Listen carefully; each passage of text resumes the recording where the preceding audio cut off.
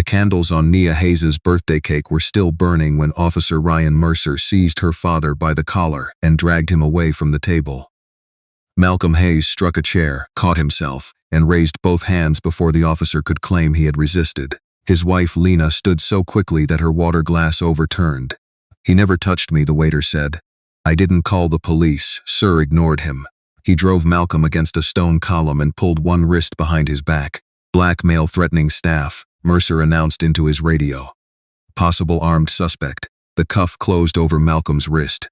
He had spent 30 years teaching agents that a false police transmission could outlive every correction. Now his daughter was watching one become his identity. "My credentials are in my inside pocket," Malcolm said. "Remove them carefully and verify them through the Federal Operations Center." Mercer reached beneath Malcolm's dinner jacket.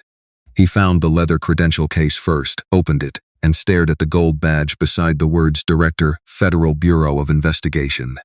His expression tightened for half a second. Then he laughed. "You bought the wrong costume." He tossed the case across the floor. It stopped beneath a vacant table. Nia moved toward it, but Malcolm shook his head.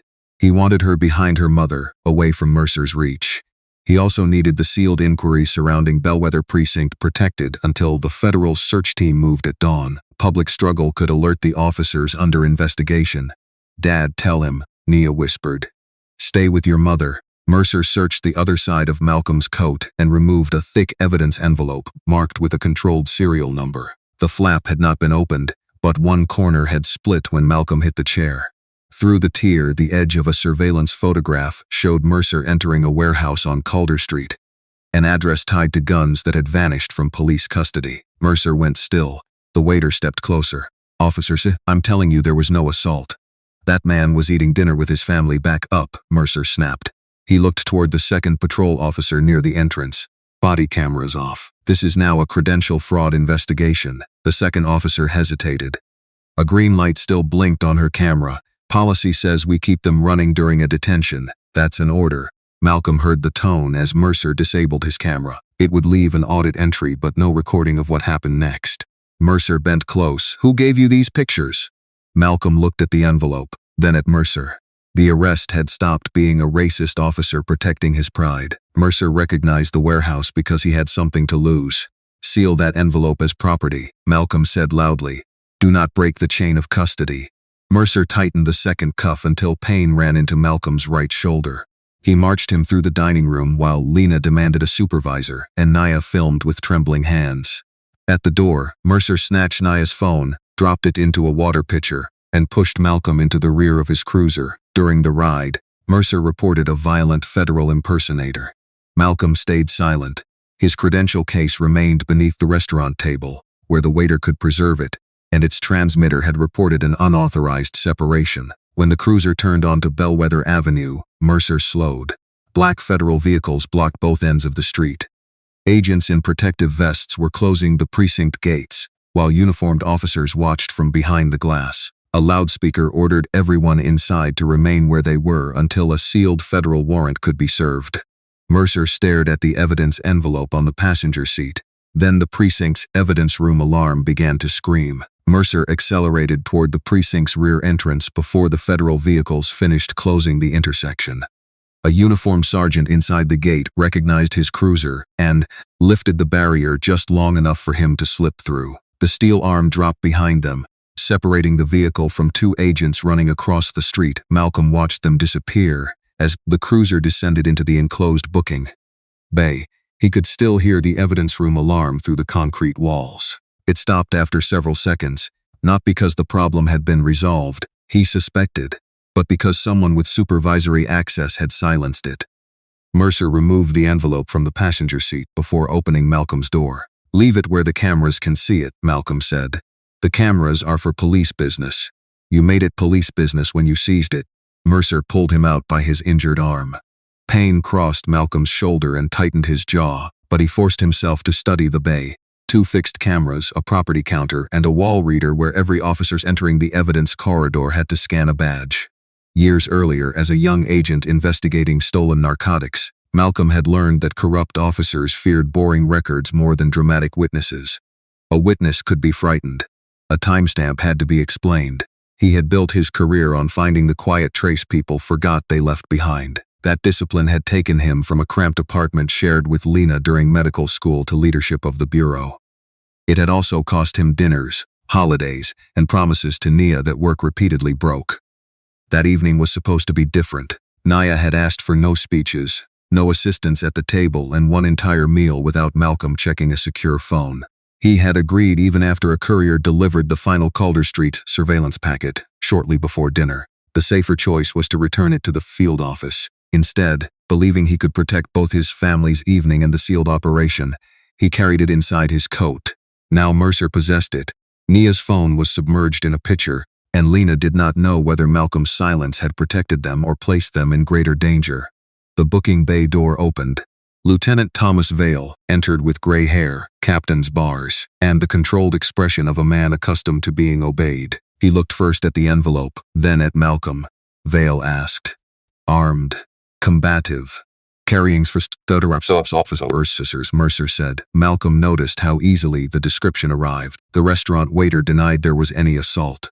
"My credentials can be verified in minutes." Vale did not ask where the credentials were. Instead, he took the envelope from Mercer with an ungloved hand. From outside came an amplified command: "Bellweather personnel, preserve all records and electronic systems. A federal search warrant is being executed. No property leaves the building." For the first time, Vale's composure shifted. He turned to the sergeant. "Move this detainee to interview 2. No calls until we establish who he is." "He has a right to request counsel," the sergeant said. "And you have an order." Mercer guided Malcolm down the corridor.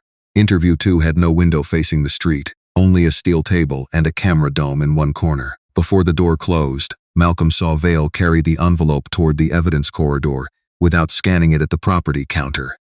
"That package has a controlled serial number," Malcolm said. "The omission you just witnessed will be part of the warrant return." Mercer leaned close. "Only if the package still exists." He shut the door. Malcolm listened as the lock engaged. Beyond the wall, hurried footsteps converged on the evidence room. Then a shredder started running. The shredder ran for less than a minute. When it stopped, the precinct became quiet enough for Malcolm to hear muffled commands from the lobby and the metallic strike of a breaching tool somewhere down the hall. The federal team was inside. Mercer returned carrying a booking form and a small recorder. The red mark where Malcolm's cuff had cut into his wrist had begun to swell, and his shoulder resisted each time he tried to straighten it. "State your full name," Mercer said. "Malcolm Hayes. I am requesting counsels and medical evaluation. Preserve the restaurant dispatch call, your body camera audit, this room's video, and every record associated with the seized envelope." Mercer wrote something without looking up. "Subject refuses to identify himself." "I just identified myself. You gave a name. Anybody can do that." He turned the booking form so Malcolm could read it. The charges listed assault on restaurant staff, resisting arrest, criminal impersonation of a federal officer, and possession of unlawfully obtained police surveillance. Under arrest behavior, Mercer had checked aggressive, evasive, and racially agitated. Malcolm looked at the phrase twice. "What does racially agitated mean?" Mercer capped his pen. "It means you made everything about race after a routine call." Malcolm had never mentioned race during the arrest. "Who reported the assault?" he asked. "Restaurant management." "Name the manager." Mercer's jaw moved. "You can challenge the report in court." The door opened before Malcolm could answer. Vale entered with a strip of clear evidence tape clinging to one sleeve. Behind him, the camera dome's status light went dark. "The federal team is executing the warrant in the property wing," Vale said. "They don't know who we have in here. Keep it that way until the paperwork is transmitted." "The photographs?" Mercer asked, handled. It was not a confession, but it gave Malcolm the shape of their fear. Mercer needed the arrest to transform the Calder Street photographs from federal surveillance into alleged blackmail material. Vale needed that description entered before agents located the envelope. Once the false origin existed in a signed report, both men could claim they had secured suspicious property during a lawful arrest. Vale placed a printed memorandum on the table. It announced that Mercer had been recommended for promotion to sergeant following a series of weapons recoveries credited to his patrol unit. The final review was scheduled within the month. "Sign the acknowledgement that you received the charges," Vale told Malcolm. Malcolm studied the recovery numbers. Mercer's unit had reported taking dozens of illegal guns off Bellweather streets.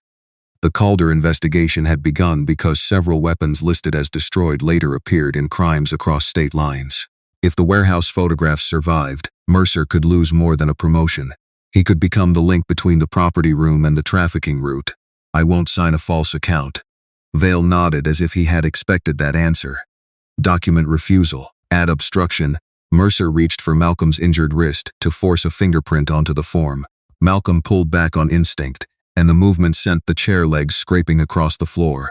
Mercer smiled toward the dead camera.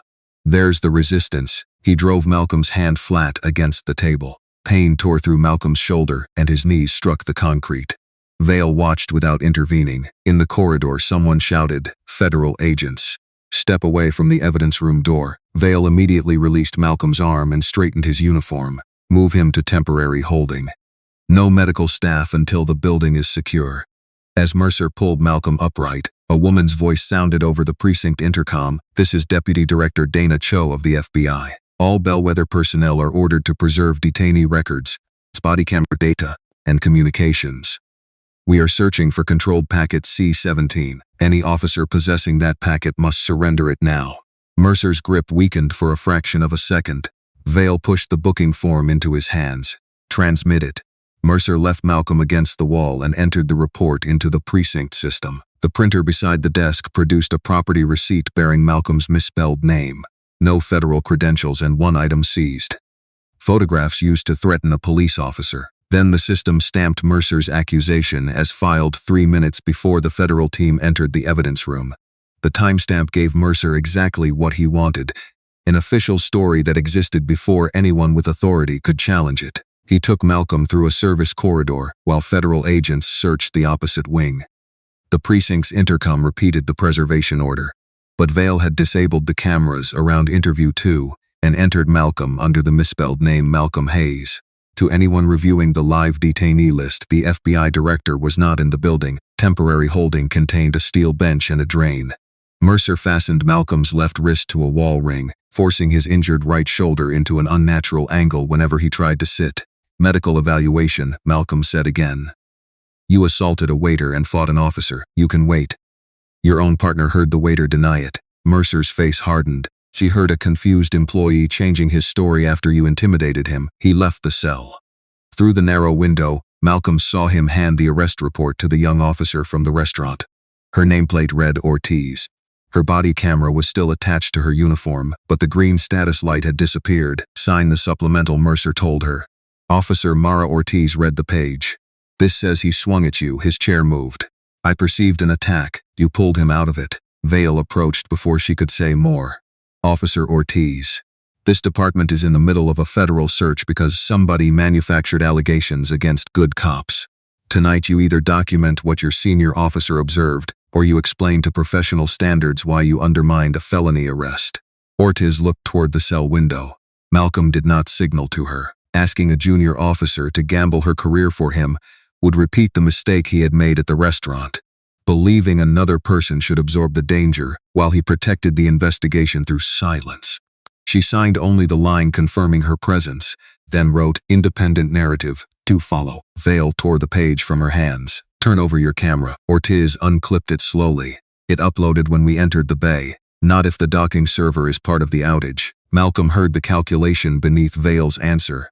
The camera might contain Mercer's order to deactivate, but neither man knew how much had synchronized before the evidence room alarm interrupted the network. Uncertainty made the recording valuable and vulnerable at once. Vale carried it away. Minutes later, a precinct television beyond the holding area began broadcasting a photograph of Malcolm being pushed through the restaurant door. The station's public information office had released Mercer's accusation under the misspelled name. The banner called him an armed federal imposter who had assaulted restaurant staff while stalking a decorated officer. No weapon had appeared on the property receipt. No manager had been named. Yet the photograph of a black man in handcuffs supplied the certainty the missing facts could not. Two commentators debated whether Malcolm belonged to an extremist group that collected police identities. One praised Mercer for acting before the suspect could reach a government building. Malcolm thought of Naya watching the same green side a ruined birthday cake. She had trusted him to make one evening safe. Instead, his decision to carry the packet had brought the investigation to her table. And his insistence that she stay silent had allowed Mercer to destroy her phone before the recording could be secured. His shoulder throbbed with each heartbeat. When he shifted, numbness traveled into his fingers. Ortiz returned alone with a medical request form. "Lieutenant says the building isn't secure enough for paramedics," she said quietly. "Then document the refusal." She checked his wrist and saw the loss of color in his hand. "I can loosen the restraint. Do it in view of the corridor camera." "That camera is off." Malcolm looked at the ceiling, then at the form in her hand. "Write the controlled packet number beside my full name. C-17. Add that my federal credential was left beneath table 12 at the restaurant. Give the original to the federal warrant team, not your chain of command."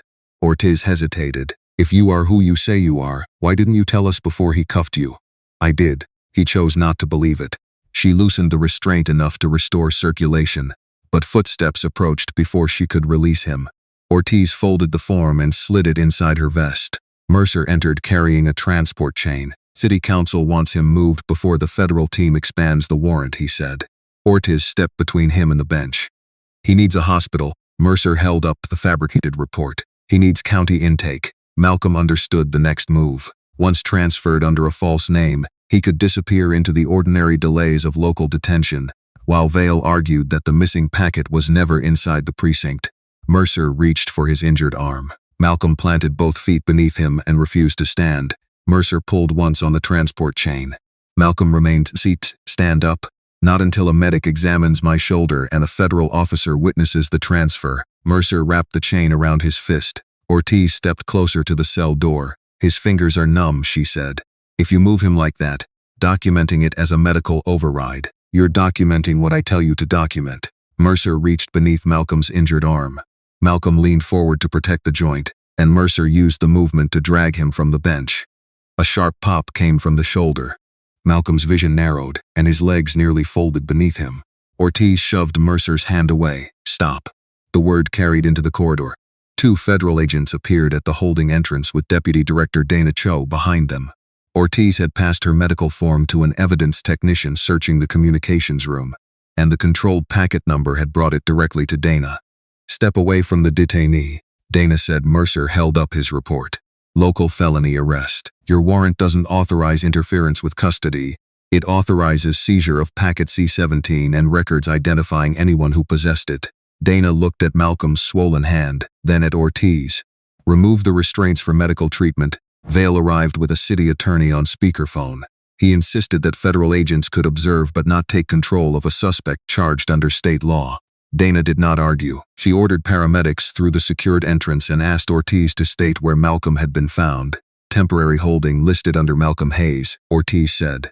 "That spelling is wrong." He identified himself as Malcolm Hayes. Dana held Malcolm's gaze, but she did not use his title. "What verification phrase did your office assign to today's Calder operation?" Malcolm supplied the first half. Dana completed the response exactly as the sealed operations plan required. Then an agent entered carrying the credential case recovered from beneath table 12. The restaurant waiter had wrapped it in a clean napkin, called the federal number printed inside, and refused to surrender it to the Bellweather officers who returned for witness statements. The agent scanned the badge's encrypted chip on a bureau reader. Malcolm's photograph, credential number, and active status appeared on the screen. Dana turned the display toward Vale. "This is Director Malcolm Hayes of the Federal Bureau of Investigation." Silence moved through the holding area. Mercer's face lost color, but only briefly. "A credential doesn't erase probable cause. He had photographs of me and resisted a lawful arrest. It was the first intelligent defense he had offered. Even a federal director could commit a crime. Identity disproved impersonation, not assault, stalking, or resistance." Vale seized the distinction immediately. "The remaining charges stay active pending review by the county prosecutor," he said. "We will cooperate with federal authorities while protecting our officers' due process rights." Dana ordered agents to photograph Malcolm's restraints and injuries before paramedics cut away his shirt sleeve. The examination suggested a partial shoulder dislocation and nerve compression. He would need hospital imaging, but the county still claimed custody. Malcolm looked at Ortiz. "Your camera?" Lieutenant Vale took it. Dana's evidence technician answered from the doorway. The docking server registered Officer Ortiz, but the upload ended during the network interruption. "We recovered 43 seconds. The surviving segment captured Mercer approaching Malcolm's dinner table and announcing an assault before he had spoken to the waiter. It did not show the dragging, the discarded badge, the order to disable cameras, or the seizure of C-17. Still, it contradicted Mercer's report, which claimed he interviewed restaurant staff before making contact. Vale dismissed the discrepancy as a hurried wording error during a dangerous arrest. The city attorney demanded that no conclusions be drawn from an incomplete recording. Malcolm had heard the same strategy in corruption cases for years. Isolate each contradiction. Call every missing piece an accident. Force investigators to prove not merely that the story was wrong, but that someone had made it wrong on purpose. The evidence room search produced the torn outer envelope of C-17 inside a locked disposal bin. Its controlled seal had been cut away. The photographs were gone. The shredder contained fragments of old property transfer sheets, but none large enough to identify a weapon or officer without forensic reconstruction. Paramedics placed Malcolm's arm in a sling and moved him toward the ambulance under joint local and federal escort. Outside, cameras recorded the FBI director leaving the precinct he had entered as an unnamed imposter. Before the doors closed, Dana leaned toward him. "The restaurant dispatch call has been preserved," she said. "The voice reporting the assault belongs to someone inside this precinct." At the hospital, doctors reset Malcolm's shoulder and confirmed a compressed nerve rather than a permanent injury. His arm would remain in a sling for several weeks. The county posted an officer outside the treatment room, but did not attempt to handcuff him on a gift. Dana placed a federal agent beside the door. By morning, the prosecutor had declined to approve immediate charges for impersonation or assault. The credential was genuine, and the waiter still denied being attacked. The decision did not dismiss Mercer's report. It left the remaining allegations under review, allowing Bellweather officials to say Malcolm had not been cleared. Lena sat beside his bed while Naya stood near the window with her arms folded. "You told me to stay quiet," Naya said. "Then he destroyed my phone. I thought silence would keep the operation contained. You thought you could control everything." Malcolm could have explained the warrant, the missing weapons, and the lives the secrecy had protected. None of it changed what his decision had done to her birthday, or how often work had taught his family to accept danger without answers. "I was wrong," he said. "I brought the packet because I didn't want to miss dinner, and then I asked you to carry the risk of that choice." "I'm sorry." Nia's expression softened, but she had not crossed the room. The distance remained, and Malcolm understood that an apology did not erase it. Dana arrived with copies of records seized under the warrant. She waited until Lena and Naya left for coffee before placing them on the tray table. The dispatch call came from a precinct internet line unassigned to the Public Information Office, she said. The caller claimed to be the restaurant manager. The manager was standing in the kitchen and never made a call. The system log showed Mercer's cruiser, marking itself at the restaurant 4 minutes before the call entered dispatch. Vale's account had opened the Public Information console shortly afterward. The audio contained his voice reporting that a black man was threatening staff and carrying a false badge. The recording alone could not prove why Vale made the accusation. He could claim Mercer had relayed information by phone and that he merely passed it to dispatch. But the timing destroyed the idea that Mercer had responded to an independent complaint. The officers had created the call after choosing Malcolm as their suspect. Dana laid down a second record. Vale's badge had entered the evidence corridor after C-17 arrived. His supervisory code silenced the alarm, opened the disposal bin, and accessed the body camera administration terminal. Each action could be legitimate during an emergency. Together, they placed him at every point where evidence disappeared. "Ortiz gave us her independent statement," Dana said. She also preserved the medical form in her vest. Bellweather suspended her for refusing a direct reporting order. Malcolm looked toward the door. "Does she have counsel?" Her union representative advised her to withdraw the statement, find separate counsel. Bureau funds cannot buy her testimony, but the Witness Support Office can explain her rights and safety options. "Make clear that she owes us nothing." Dana studied him. "She risked her job to get us your name. That is why we protect her choice instead of owning it." Later that afternoon, Ortiz entered with an attorney and gave a recorded interview. She described Mercer announcing an assault before speaking to anyone, throwing Malcolm's credential case, ordering both cameras off, and taking Naya's phone. She did not claim to know about the stolen weapons or the Calder warehouse. Her account was powerful because it remained inside what she had personally seen. Malcolm joined by secure video from the hospital. Rather than direct her answers, he asked only one question. "When did you first believe the report was false?" "When he wrote that you swung at him," Ortiz said. "I saw the chair move because he pulled you out of it." I signed my presence because I was afraid. I wrote that another narrative would follow, because I was more afraid of becoming part of the lie. Her statement connected Mercer's report to deliberate pressure, but it still needed independent support. A defense attorney could portray Ortiz as a probationary officer, protecting herself after disobeying commands. Dana's technicians had begun reconstructing the shredded property sheets. The first readable fragment contained part of a serial number from a handgun, reported destroyed 6 months earlier. That weapon had later been recovered at the Calder warehouse. The discovery changed the federal inquiry from suspected record tampering to a traceable weapons diversion case. News reached Bellweather before sunset. Vale retained counsel and announced that every access he made had been required by the evidence room alarm. Mercer amended his report, claiming Ortiz had misunderstood his commands and that Malcolm injured himself by refusing transport. Then Bellweather's body camera administrator reported that Ortiz, not Vale, had caused the failed upload. The accusation against Ortiz survived less than a day. Federal technicians examined the body camera system copied during the search. Patrol officers could start recordings and dock their devices, but they could not delete an upload after synchronization began. That function required an administrator or a supervisor using an emergency maintenance token. Ortiz's camera had docked normally. 11 seconds later, Vale's token opened its session and changed the file from active upload to damaged media. The same token then disabled the cameras near interview 2. Vale's attorney offered an immediate explanation. The token was shared during emergencies. The evidence room alarm had created an emergency, and any trained supervisor might have used it. Credential identified an account, not the hands on the keyboard. Malcolm reviewed the findings from home with his arm immobilized. The medication dulled his shoulder, but made concentration difficult, so Dana limited each briefing.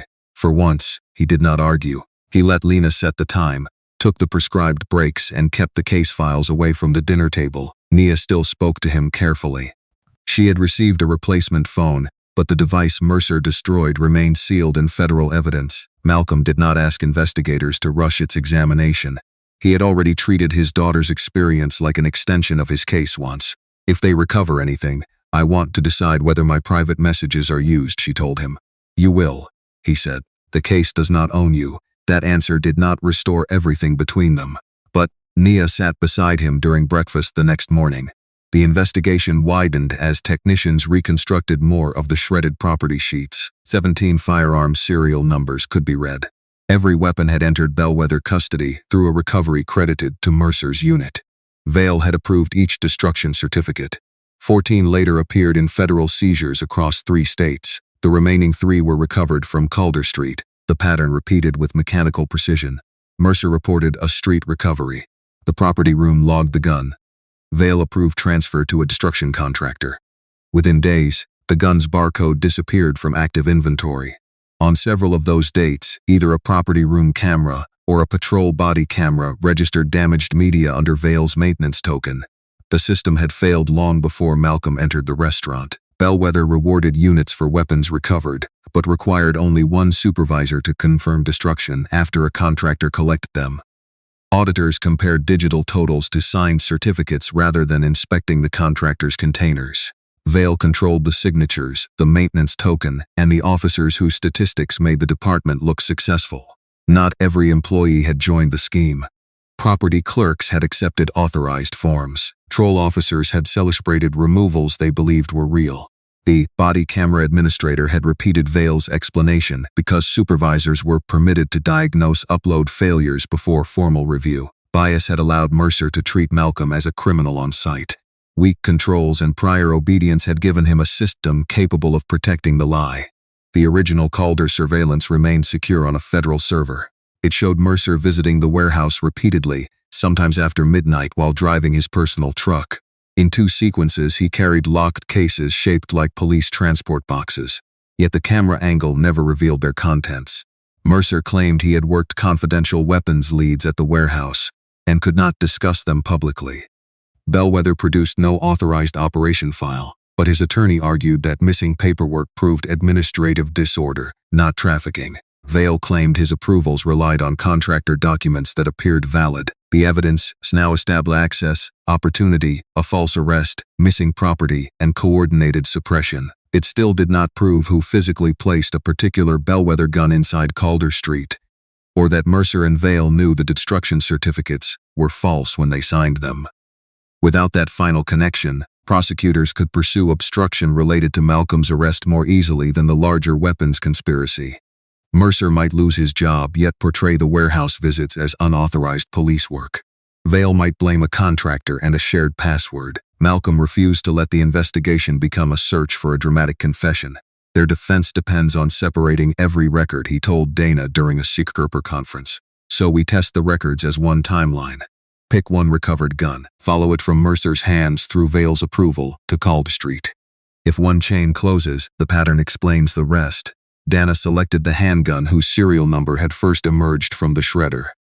Its property history included Mercer's recovery report, Vale's destruction approval, and a Calder evidence photograph taken months later. Then the technicians discovered something in the barcode audit.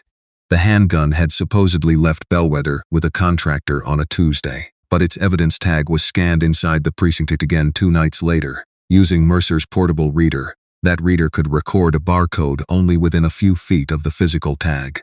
The scan occurred in the rear booking bay. During a 12-minute camera failure authorized by Vale's token, the barcode scan should have tightened the case. Instead, it gave Mercer's defense a target. His attorney argued that the portable reader proved only that someone scanned the handgun's tag, while the device assigned to Mercer was nearby. Officers routinely shared equipment. The location came from the booking bay docking station, not from an independent positioning signal. Vale's maintenance token had authorized the camera outage, but the department had distributed that token to several supervisors during system failures. Every statement was narrow enough to be possible. The police union released a video built from the gaps. It began with Malcolm refusing to stand for transport, continued with Mercer's amended report, and ended with images of federal vehicles sealing Bellweather Precinct. The 43 seconds showing Mercer announce an assault before questioning the waiter were omitted. The narrator called Malcolm a powerful official who had brought restricted surveillance into a family restaurant, resisted a local officer, and then sent federal agents against an entire precinct. The union never repeated the disproved impersonation charge. It asked whether any ordinary citizen could summon that kind of response after an arrest. Within hours, commentators who had called Malcolm an extremist imposter accused him of weaponizing the Bureau to protect himself. The attack found a legitimate weakness.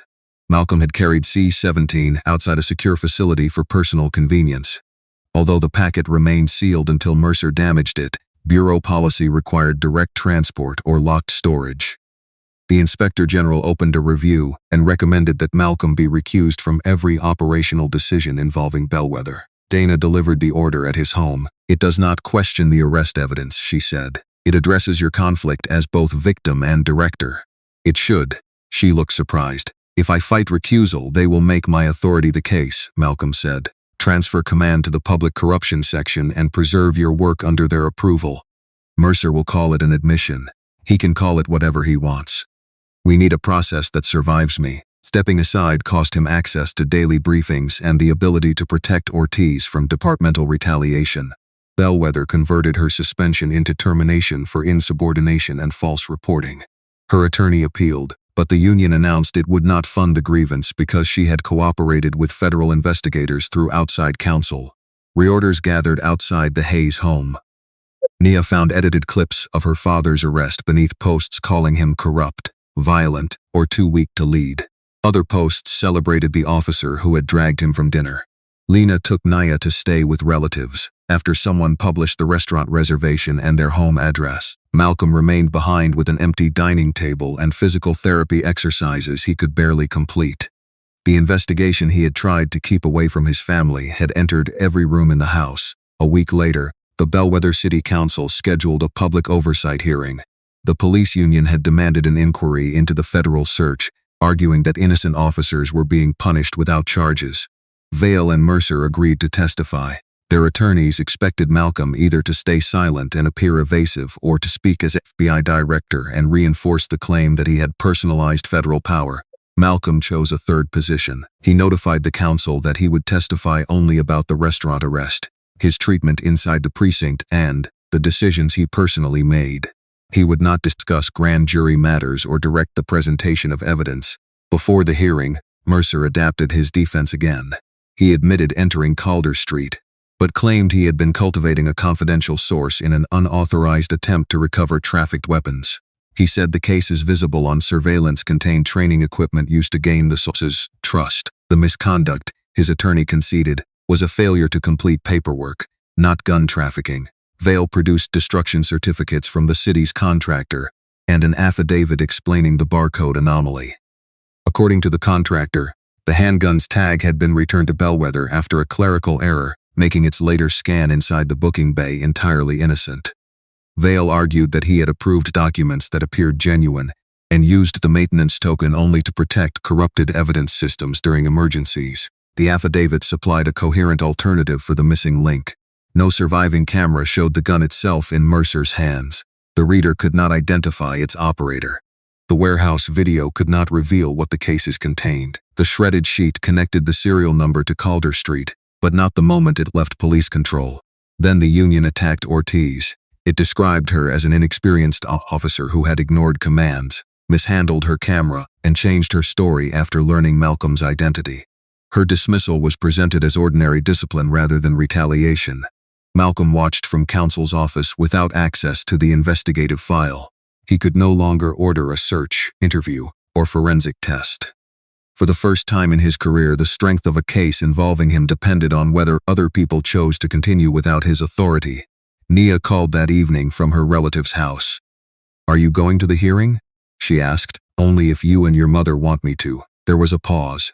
"I want you to tell the truth. But don't tell me to stay quiet this time, I won't."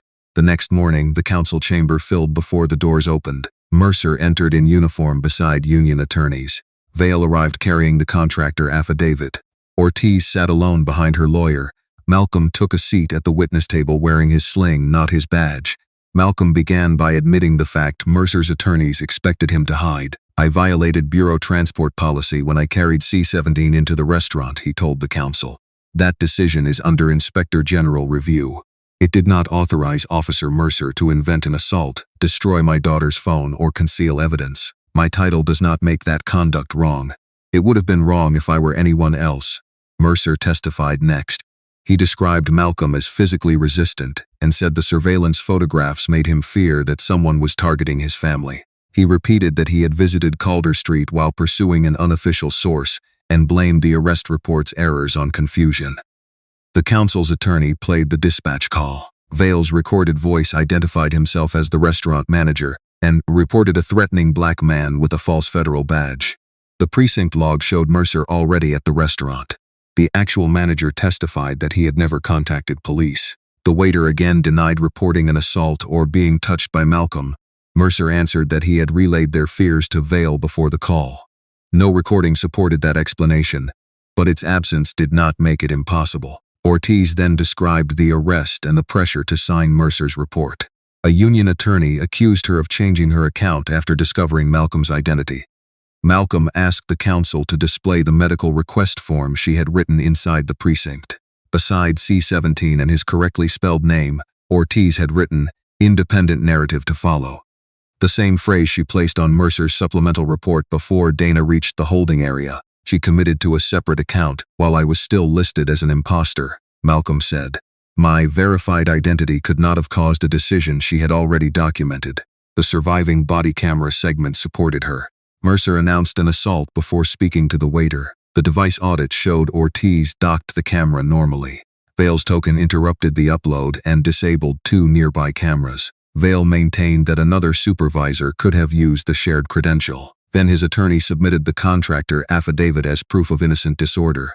The affidavit stated that only the handgun's barcode tag had been returned to Bellweather after the contractor mistakenly listed it as destroyed. That, Vale argued, explained why Mercer's portable reader scanned the tag in the booking bay 2 nights later.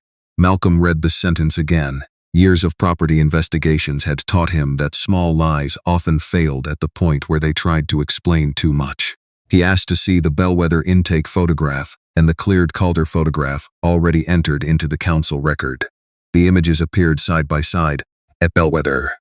The handgun carried a yellow thermal tag looped through its trigger guard. The printed barcode ended in the same 6 digits reconstructed from the shredded sheet. A crescent-shaped tear crossed the upper corner where a staple had been removed. At Calder Street, the handgun lay on a warehouse table. The serial number matched. So did the yellow tag, its barcode, and the crescent tier. The affidavit says the contractor returned only this tag to the precinct, Malcolm said, but the tag later appears attached to the gun inside Calder Street. Those two claims cannot both be true unless the tag left Bellweather again. The council attorney added the remaining records to the screen. Mercer's portable reader scanned that physical tag in the rear bay during Vale's 12-minute camera outage. Less than an hour later, Calder surveillance recorded Mercer's personal truck arriving. He carried a locked police transport case inside. The drive between the precinct and warehouse normally took 20 minutes. No single record showed the transfer. Together they left no unexplained gap. The supposedly destroyed gun was physically inside Bellweather. Mercer's reader touched its tag. Vale's credential darkened the cameras, and Mercer arrived at the warehouse with a transport case. The later Calder photograph showed the gun and the same tag together. Mercer's attorney argued that the case could still have contained training equipment. Malcolm agreed. The video cannot prove what was inside the case. The barcode scan and Calder photograph establish what happened to the tagged gun.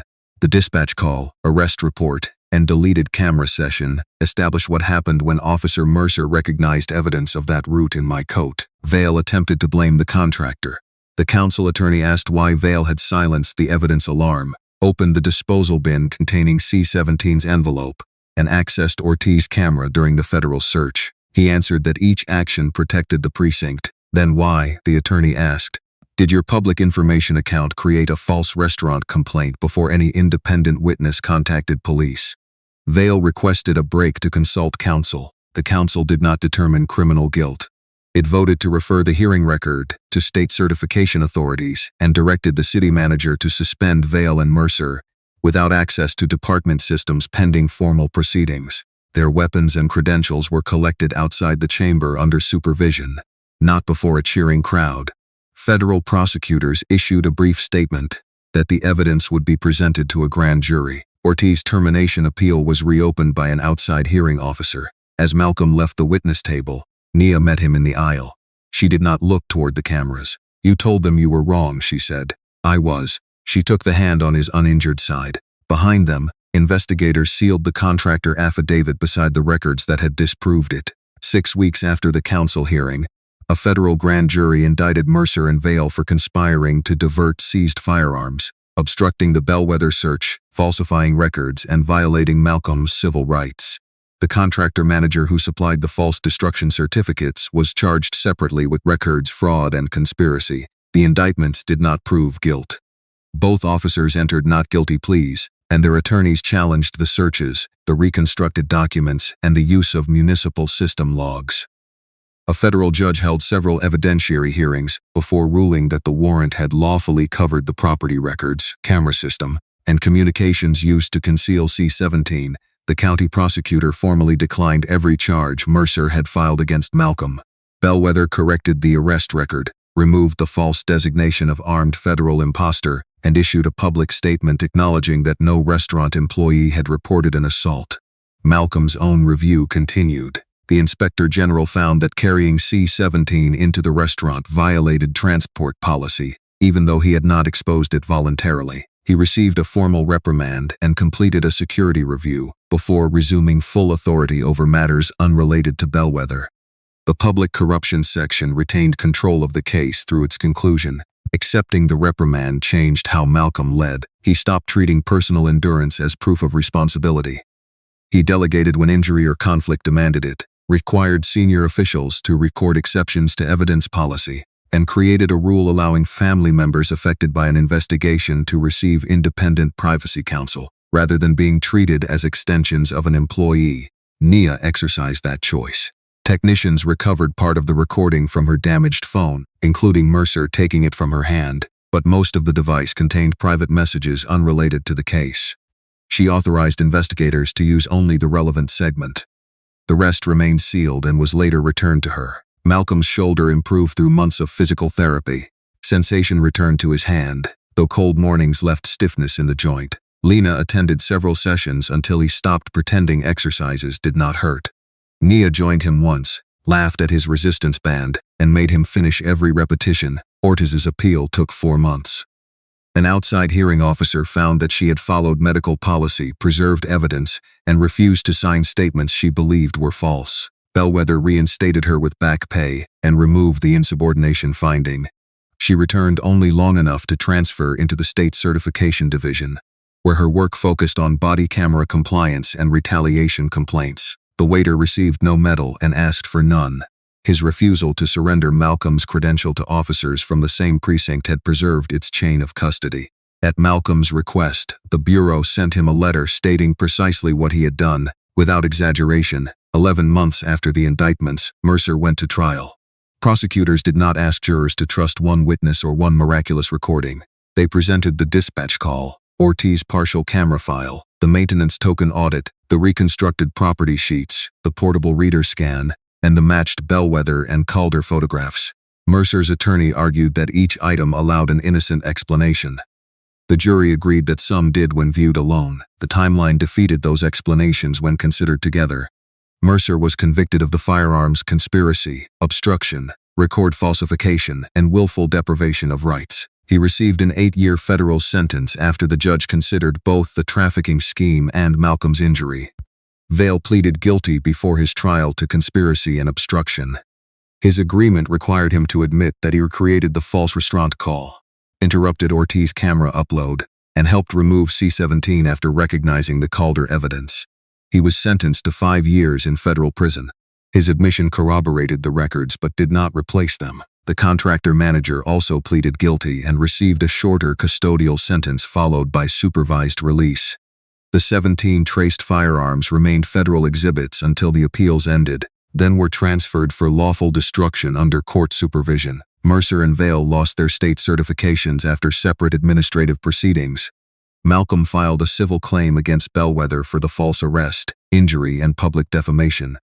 More than a year later, the city approved a settlement covering medical costs and damages. At his request, the agreement included a permanent correction of the public record but did not restrict him, Ortiz, the waiter, or his family from speaking about what occurred. The larger reform took longer. An independent audit found that Bellweather's single-signature destruction process had enabled the scheme. The city adopted two-person verification for firearm transfers, external inspection of destruction containers, individually assigned maintenance credentials, automatic alerts for interrupted camera uploads, and outside review whenever a detainee's identity was deliberately entered incorrectly. Federal monitors did not occupy the precinct forever. They reviewed compliance for 18 months, published failures as well as improvements, and withdrew only after the city met the agreed benchmarks. Several officers who had followed Vail's orders received retraining or discipline based on their individual conduct. Those who had preserved records or opposed false reports were not treated as suspects merely for wearing the same uniform. The first anniversary of the arrest arrived near Nia's 18th birthday. She chose the same restaurant, not because the room no longer frightened her, but because she did not want Mercer's actions to own the memory. The waiter placed a new cake at the center of the table. Lena poured water. Malcolm's credentials stayed secured, his phone remained silent, and no work packet rested inside his jacket. Nia looked at him before making her wish. "You're really here? All evening?" She smiled and leaned toward the candles. This time when Nia blew them out, Malcolm was still seated beside her.